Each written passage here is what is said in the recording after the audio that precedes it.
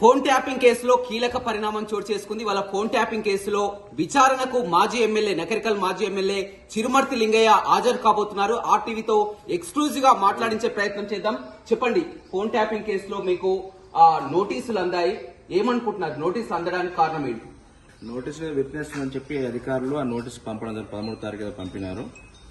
ఆ విచారణ రమ్మన్నారు కాబట్టి టైం ఇచ్చినాం కాబట్టి టైం ప్రకారంగా మరి అటెండ్ అవుదామని బయలుదేరుతుంది. అంటే మీకు 11వ తారీఖు నోటీసులు అందడం జరిగింది, కానీ అనారోగ్య కారణంగా హాజరు కాలేకపోతున్నాను, ఈ రోజు 14న హాజరు అవుతానని కూడా మీరు చెప్పడం జరిగింది. ఉన్న పరిస్థితి ఆ రోజును అటెండ్ అవుతామని చెప్పినాం, కానీ కొన్ని కారణాలతో అటెండ్ కాలేకపోయినా ఈ రోజు ఖచ్చితంగా పోయి అటెండ్ అవుతాం.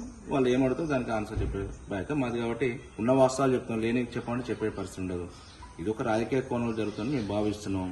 నాకు జూబ్లీస్ పోలీసు నాకేం పని ఉంటాయి, నాకేం కేసులు ఉంటాయి, అనవసరంగా ఏదో ఒక రాజకీయంగా మరి పొలిటికల్ గేమ్ తోటి ఇలా గట్టిగా మాట్లాడుతామని చెప్పి, లేకపోతే ప్రభుత్వాన్ని ప్రశ్నిస్తున్నామని చెప్పి ఆలోచనతో అంబుజా సిమెంట్ ఆదాయ గ్రూపాన్ని వ్యతిరేకిస్తున్నామని చెప్పి ఏదైనా కావచ్చు, ఏదో కారణం లేకుండా ఒక దళిత మాజీ శాసనసభ్యుడు నా మీద కేసు విచారణ రమ్మని చెప్పి పిలవడం బాధాకరం. అంటే ఇప్పటి వరకు కూడా ఈ కేసులో మొత్తం కూడా పోలీసు అధికారులని అరెస్ట్ చేయడం జరిగింది, విచారించడం జరిగింది. మొట్టమొదటిసారిగా ఒక ప్రజాప్రతినిధి మాజీ ఎమ్మెల్యే చిరుమర్తి లింగయ్యకి ఎందుకు నోటీసులు అందాయంటే ఏం చెప్తారు? పోలీసు అధికారులు ఎందుకు అరెస్ట్ చేసిన నాకు తెలియదు.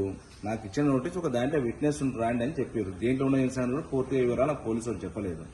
సో అక్కడ పోయినప్పుడు నాకు వాళ్ళు ఏం చెప్తారో అడుగుతారు, దాన్ని బట్టి నేను ఆన్సర్ చెప్పాలి. అంటే వారు చెప్తున్నటువంటి వివరాల ప్రకారం ఎవరైతే ఫోన్ ట్యాపింగ్ కేసులో నిందితుడుగా ఉన్నారో అదనపు ఎస్పీ తిరుపతన్నతో పలుమార్లు కూడా సంభాషణ జరపడం జరిగింది. తిరుపతన్నతో కూడా పలుమార్లు చేయడం పట్ల, కాల్స్ అతన్ని రిట్రీవ్ చేయడం పట్ల కూడా చిరుమర్తి లింగయ్యకు తిరుపతన్నకు ఉన్నటువంటి సంబంధాల వల్లనే మీకు నోటీసులు అందాయని కూడా చెప్తున్నాడు. ఇప్పుడు పోలీసు తిరుపతి అనే వ్యక్తి జిల్లాలో పనిచేసిండు. చాలా మంది, ఎంతో మంది, వందలాది మంది అధికారులు పనిచేశారు. నేను ఒక 20 ఏళ్ళ రాజకీయాల్లో ఉన్నా. ఎవరైనా కలుస్తా మాట్లాడుతూ ఫోన్ చేసి చేయొచ్చు, నీ మాట్లాడచ్చు. ఏ మాట్లాడినా ఏముంటుంది, బాగున్నా అంటే బాగున్న సందర్భం ఉంటుంది తప్పితే పరిస్థితులు ఏమైనా అడిగితే అడగవచ్చు. అంత మాత్రం నాకు ఆయనకి ఏం సంబంధం లేదంటే ఫ్రెండ్షిప్ ఏమన్నా. జిల్లాలో ఎంతో మంది దగ్గర పనిచేసిపోయినారు, జిల్లాలో పనిచేసిపోయి ఉంటారు. 2 సార్లు ఎమ్మెల్యే చేసినా కాబట్టి వివిధ రకాల పరిచయాలు ఉంటారు. ఎందుకంటే కార్యకర్తలకు పని ఉంటే ఫోన్ చేస్తాం, లేకపోతే వాళ్ళకి పని పోస్టింగ్ కోసం పని దేని చేసి మనకు తెలియదు. ఆ సందర్భం అక్కడ పోతే వాళ్ళు విచారణ ఏమడుతారు దాన్ని బట్టి నేను ఆన్సర్ చెప్పగలుగుతాను.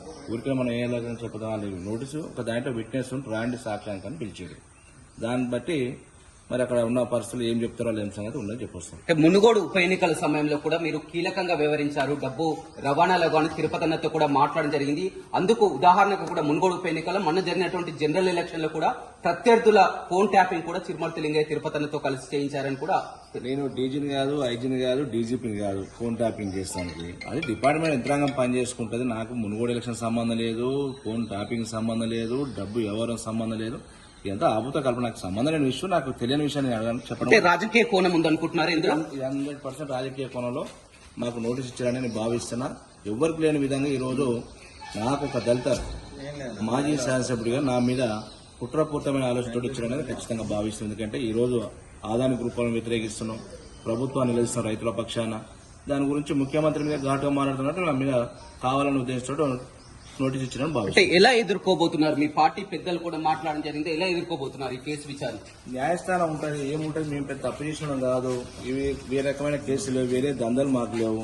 ప్రజల పక్షాన పనిచేస్తున్నాం, ప్రజల కోసం నిరంతరం పనిచేస్తున్నాం తప్పితే ప్రజల మధ్య ఉంటున్నాం కాబట్టి ఆ సమస్యలు మేము ప్రభుత్వాన్ని నిలదీసినాం. వాళ్ళు ఇచ్చిన హామీలు అవుతుందో దాని మీద నిలదీసినాం కాబట్టి వారు ఏ రకంగా మాట్లాడితే దాన్ని బట్టి మేము అనుసరిస్తాం. ఈ ఫోన్ ట్యాపింగ్ వ్యవహారానికి అంబుజా సిమెంట్ ఆదానికి సంబంధం ఏంటి? అసలు ఆదాయ అధికారం ఉంది. ఇప్పుడు నరేందర్ రెడ్డి అరెస్ట్ చేశారు, ఎందుకు అరెస్ట్ చేశారు అర్థం కాదు. వీకనే ఎవరి మీద పడతా మీద కేసులు పెడతారు. వాళ్ళు ఇచ్చిన హామీలు నెరవేర్చలేకుండా ఆడలేక మధ్యలో పడిందని చెప్పి బీఆర్ఎస్ పార్టీ ఏదో రకంగా భయాందోళన గురి చేయాలి. ఎవరు భయపడరు. అదేవిధంగా కోదాడ మాజీ ఎమ్మెల్యే భువనగిరి మాజీ ఎమ్మెల్యే కూడా నోటీసులు అందాయని అదే నాకు తెలియదు. మలయ్య గురించి నాకేం తెలుసు, ఇంకోరి గురించి నాకేం తెలుసు. నోటీస్ ఎందుకు ఇచ్చిన సంగతి తెలియదు. ఫోన్ ట్యాపింగ్ అని అనుకోవట్లేదు. ఫోన్ ట్యాపింగ్ చేసే వ్యక్తిని కాదు, నా దగ్గర మ్యాన్ పవర్ ఉండదు. రైట్, చూడొచ్చు, మనం ఎక్స్క్లూజివ్ గా విజువల్ చూస్తున్నాం. విచారణకు హాజరయ్యేందుకు కూడా మాజీ ఎమ్మెల్యే చిరుమర్తి లింగయ్య కూడా వెళ్తున్నటువంటి పరిస్థితి కనిపిస్తుంది. జూబ్లీస్ ఏసీపీ ఎదుట కూడా హాజరు కాబోతున్నారు. మనం విజువల్స్ లో కూడా చూస్తున్నాం. మొన్న 11నే నోటీసులు అందాయి, కానీ అనారోగ్య కారణంగా హాజరు కాలేకపోతున్నా అని చెప్పారు. ఇప్పుడు 11 గంటల సమయంలో కూడా ఏసీపీ ఎదుట హాజరు కాబోతున్నారు. కానీ మాజీ ఎమ్మెల్యే చిరుమర్తి లింగయ్య చెప్తున్నటువంటి ప్రకారం ఇందులో రాజకీయ కుట్ర కోణం ఉంది, నేను ఎలాంటి ట్యాపింగ్ కు పాల్పడలేదు, కేవలం రాజకీయ కోణంలోనే చూడాలి తప్ప కూడా ప్రతిదీ విచారణ ఎదుర్కోవడానికి సిద్ధమని కూడా చిరుమర్తి లింగయ్య చెప్తున్నారు. అసలైన తొలి వెలుగు. ఫాలో వాట్సాప్ @తొలి వెలుగు అఫీషియల్.